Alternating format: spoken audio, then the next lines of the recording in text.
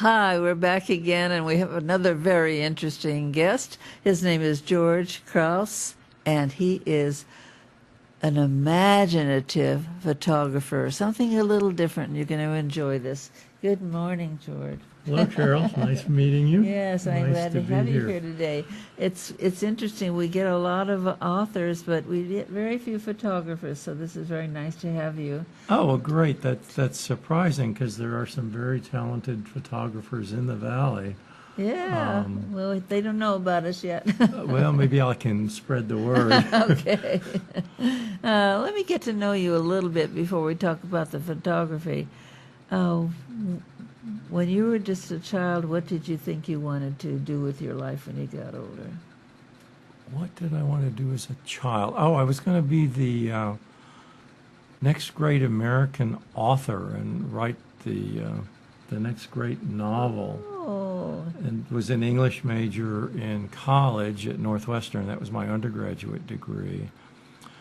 And then just by the twist of fate, I ended up working for probably 15 years in retail sales of Oriental rugs. Well, that's interesting. And did not write the next great American novel or really do anything much with the degree in English other than just enjoying literature and poetry.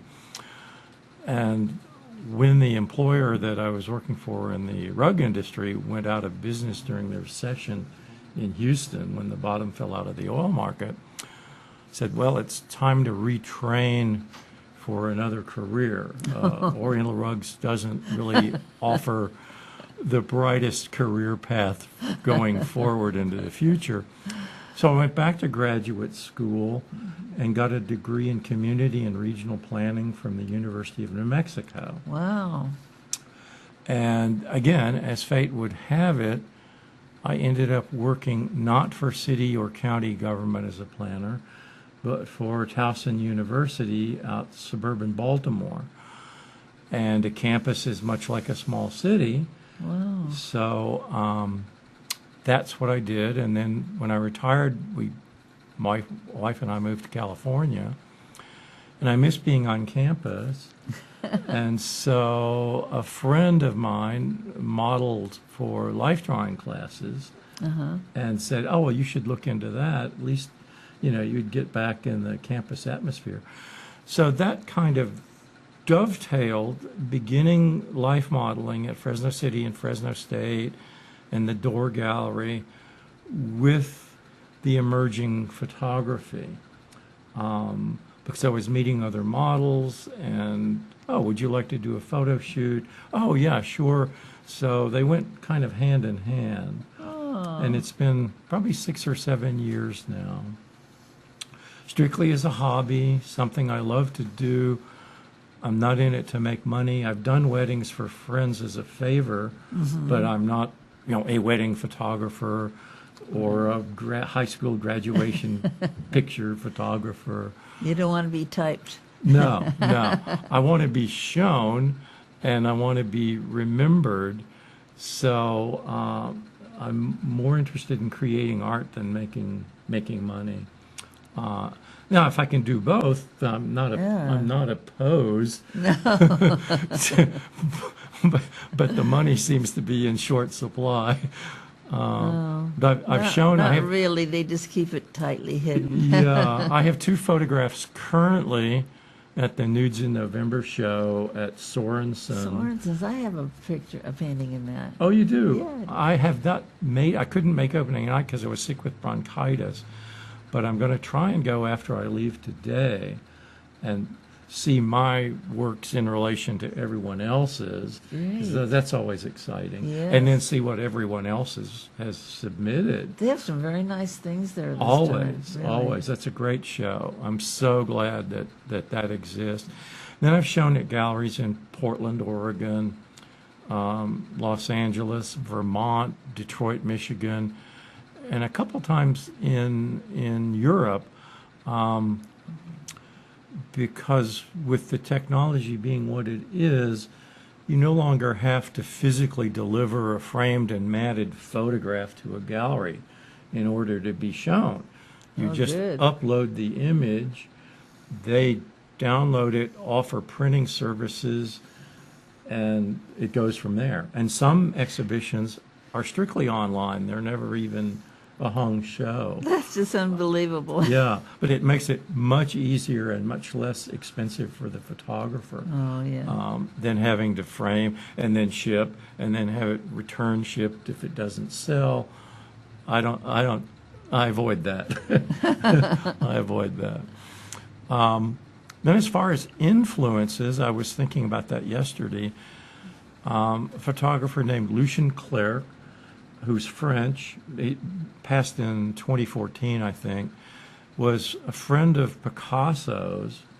Ooh. And he was a master of natural light photography. Early in his career, he was photographing gypsies and acrobats and harlequins. Then, to pay the bills, he began doing portraits of well-to-do individuals. But his real claim to fame was doing female nudes and water photography, seas, oceans, lakes. And he would frequently combine the two. So the female model would be on a beach or on the rocks with the waves, pouring over her body. Yeah. And also a master of the use of natural light and shadow. So he's done some amazing photography.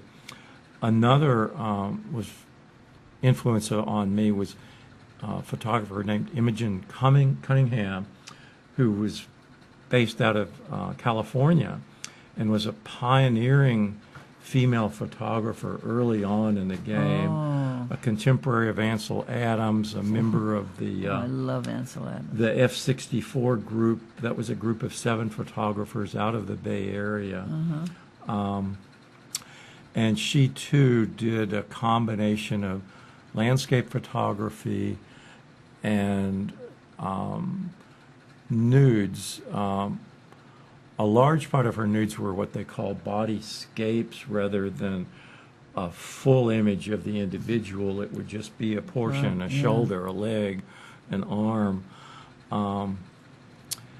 And she lived, well into her 90s. She had a good long life and continued her photography, her art throughout the entire time. Then another more edgy avant-garde really pushed the limits, Robert Mapplethorpe. You may or may not have heard of him. He was a gay photographer and was quite controversial in his subject matter because he was photographing scenes of BDSM in addition to more traditional nudes, but then he also supplemented that with portraits of famous people to pay the bills. Well, of course, yeah. And still lifes of floral arrangements and flowers. So very diverse. Wow. I think some of his work, he had an exhibition at a museum in Cincinnati, Ohio, that they shut it down and tried to try him on obscenity charges, but he beat the case and continued to show throughout his career after that. Can't stop art. Right. But it's amazing that we still live in a time where there are concerns about what are the limits, what is fine art, what is erotic, Yeah. what is pornographic. And you ask 10 people and you're going to get 10 different opinions. That's right. Everybody has their own idea on what's good and bad. Yeah. And then I'm not a technical photographer. I'm self-taught. Wow. But I have an artistic eye for composition and a creative mind for selecting locations, and then the use of props and wardrobe to supplement. That's what really counts, composition more than anything else, I think. Yeah, and then in addition to shooting digital, which is nice because it's so forgiving and it's so inexpensive, and if you don't like the shot, you just delete it. But I also shoot film, a large part with plastic cameras that create a very different look from digital photography. I wonder. So you have the expense of buying the film and you have the expense of developing the film, but it's worth it, and it's been beneficial to me because so few photographers, it seems, shoot film, and in particular film using plastic cameras. So models contact me that have seen my work and say, I'd really like to do a shoot with you because you're doing something different from most other photographers. So I brought my little camera bag and some of the cameras I used. Let's see, this is That's a cutie. this is called a Diana F Plus, and they were originally giveaway items at carnivals if you won the prize, knocking over the milk bottles or popping the balloons. And that This got would you be that. this would be something they would offer. But then it made a comeback about 10 years ago or so, and had became commercially available again. And this will give you a square image, 8 by 8, 10 by 10, or 12 by 12. Well, that's an interesting. That's and all different. that's all you're going to be able to get. It's also called a random because the control is so limited in terms of focal distance and adjusting for the lighting conditions. So you really don't know what you've got until you have the film developed, Oh, boy. which is great because, who doesn't like a surprise, whether it be pleasant or, oh, that really didn't turn out as I intended, but it's fun. And then this one is a camera that came out of Japan, and they developed it specifically for taking close-ups of kitty cats. Oh, a Because, cat camera. yeah, let me find, oh. It makes a sound and has little flashing lights so you can get the cat's attention. But it also works great on humans. And the sweet spot in terms of focal distance is 12 inches or 1 foot. So I use it for close-up portraits and for bodyscapes if I wanted to do just a person's hand. This is a good camera for that. So this is what you carry with you all the time, right? Yeah, I try not to leave the film in the car because the heat is not good for it. So I don't carry film unless I know I'm going to be shooting that day. But the digital is always with me. And again, it's like a $300 camera, maybe a little bit less than $300. There are other photographers out there that spend thousands of dollars on equipment. I know. And have their own studio. Not for me. Well, in college, I took a photography class, and everybody else had these big fancy cameras and all the figuring all that stuff. I had one of those. And at the end of the class, I got an A because of the composition. Yeah. It wasn't really the camera wasn't that important Right. in that case. $10,000 worth of equipment. If you don't have the eye, you're going to get a $10,000 photograph that really has no artistic merit. And then in addition to everything else I've said, I like using props. I love shooting in natural light conditions. In fact, I almost never shoot with artificial light. And I like to use naturalistic props, particularly for bodyscape photography. So just little found objects like cones and feathers. Because when you get a picture, you don't know what size the subject was. Yeah. I mean, then you can make this look a huge...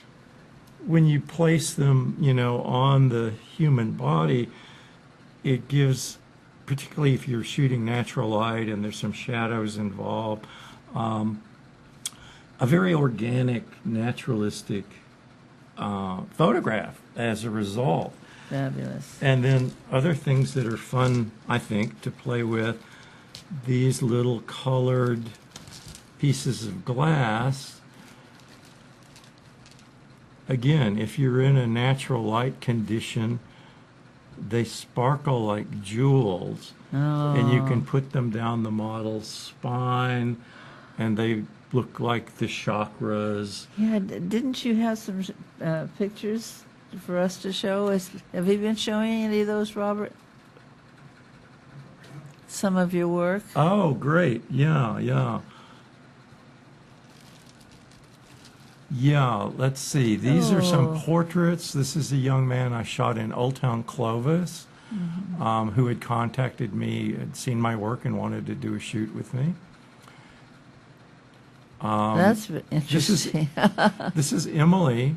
She's a fellow photographer, works as a volunteer down at the Spectrum Gallery just down the street on Olive. We did this shoot just for fun in the Spectrum. This is in the back room. And so she's a great photographer in her own right, and if she hasn't been on this program, I suggest that you invite her. Yeah, we would. We don't know when people's emails, so just maybe give a few people the idea of getting in touch with us. I'll give you some cards. Yeah, we'll do. This is a friend. Like I said, I don't have a studio, so I shoot in my home or on location outside the home. This is in my dining room. This model, when I was just getting started, before I had any reputation whatsoever, I had to seek the models out. They didn't seek me out. There's a website called Model Mayhem, where models and photographers and body painters and artists that do sketching can connect with each other. This young lady was in Berkeley, and I saw her, portfolio, and she had the most interesting and amazing tattoos, many of which were self-done, she told me. Oh, really? So I contacted her and said, I'd like to do a shoot with you.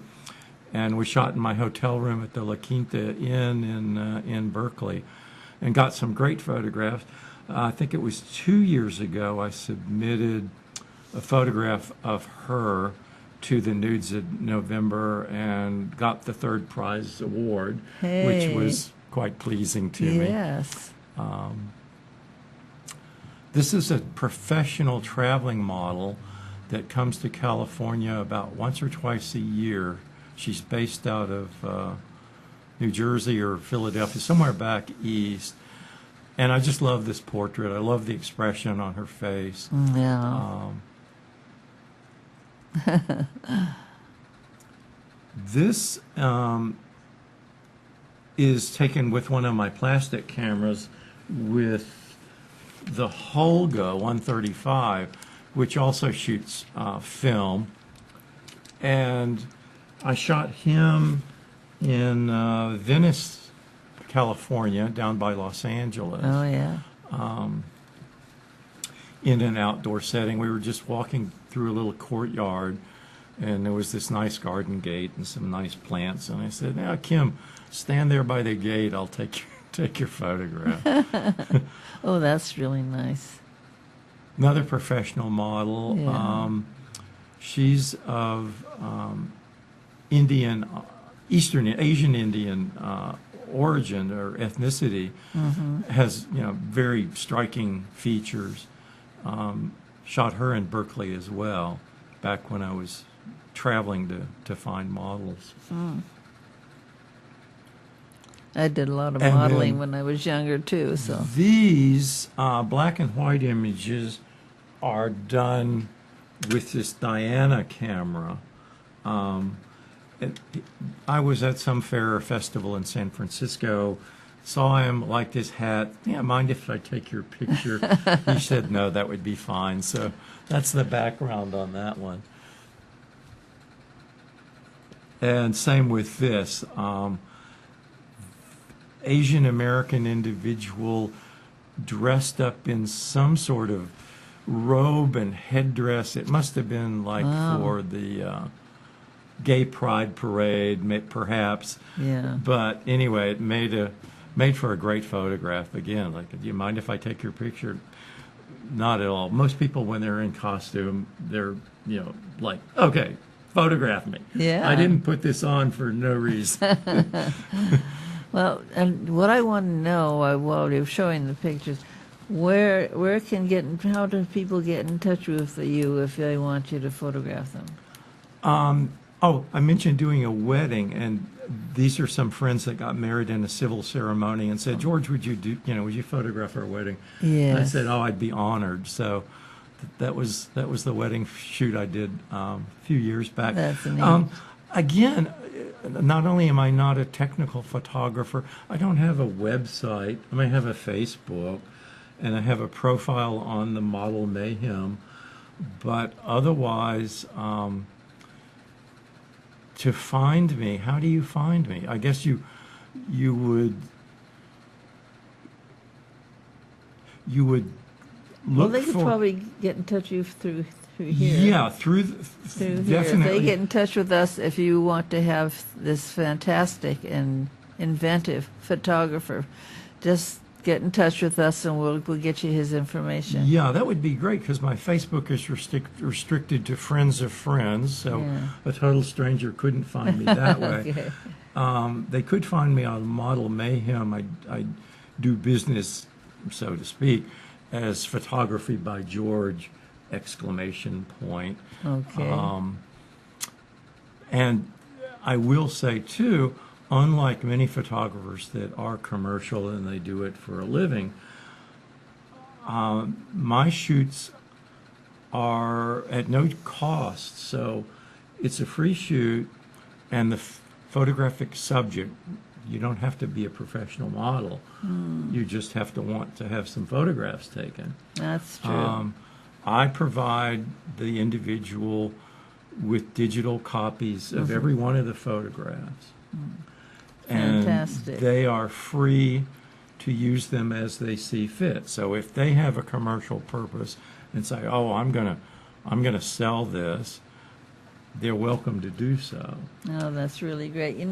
Time's running out, but I Okay. was so happy to have you come in today. Oh, thank and you. Come Thank in you. whenever you feel like talking. Come on in. Yeah, absolutely. Maybe on a future visit we can do more in depth about one particular style of photography. Right. That'll be Or great. discuss my other persona, that of life model for art classes. Okay. So great. It was, That's again, nice wonderful. meeting Thank you so much. We'll be right back.